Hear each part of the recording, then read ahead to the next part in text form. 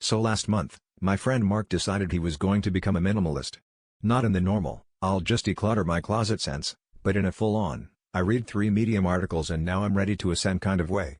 It started innocently enough. He donated his collection of novelty mugs, gave away every spatula except one, and told us he was only eating food that came in monochrome packaging.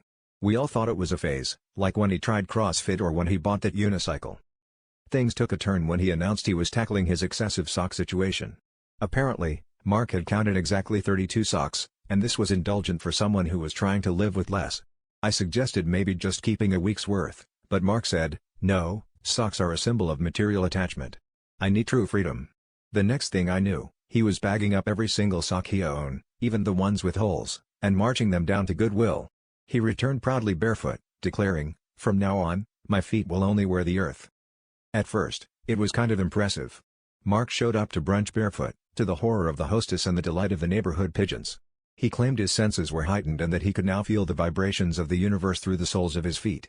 The rest of us just watched in morbid fascination as he tiptoed around every questionable puddle and developed a running commentary on sidewalk textures. "Ah, this one's a bit gravelly with a hint of suburban neglect," he'd say, examining the bottom of his foot like a sommelier sniffing wine.